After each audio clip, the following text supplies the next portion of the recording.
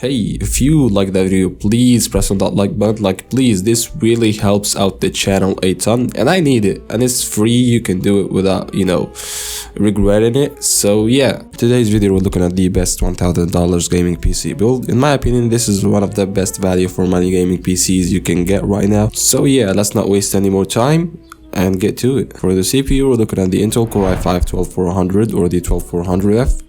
These CPUs are pretty much the same. The F version doesn't have an integrated GPU, but hey, they both go for around $1,200 to $215, and it's one of the best value for money gaming CPUs out there.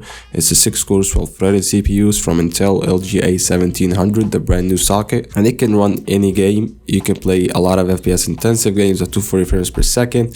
You can do video editing, you can do streaming.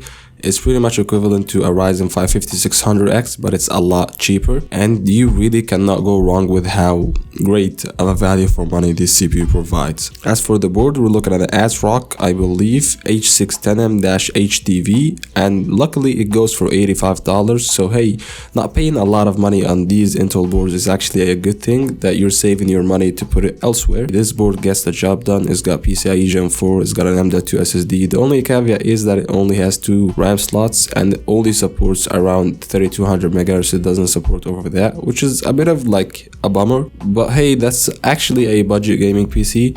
So yeah, believe it or not, $1,000 is budget now, given the way the market is. So hey, that's not a big deal in my opinion, and you can still upgrade to a higher end CPU like an i7 or an i9, but the 9K version. As for the RAM, we're looking at 2 8GB sticks of DDR4 3200 MHz RAM from G-Skill, I believe Team Group actually. 16 gigs is more than enough. It's the gold standard for gaming right now. Everybody goes for 16 gigs. 3200 MHz is okay for this gaming PC. It's not the best thing out there, but if you want to rock a higher frequency RAM, you have to upgrade to a higher end board, and that will cost more money. And DDR5, I believe, only works on a select few of many boards, and they are expensive. So yeah, this board doesn't support DDR5 because DDR5 isn't budget by any means as of now, As for the SSD, we're looking at a 960GB WD Green M.2 SSD for $75. I guess this is one of the best deals for an SSD right now. It's an M.2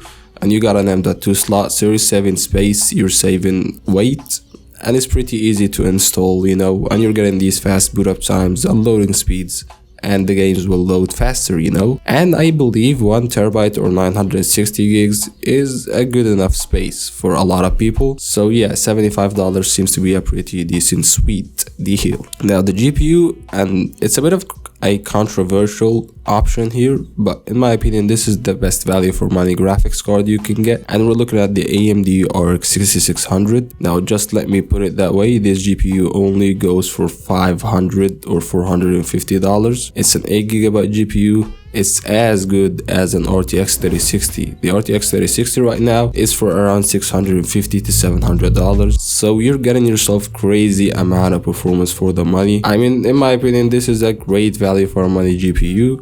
Compared to an RTX 3050, for example, it's around 30 to 40% faster.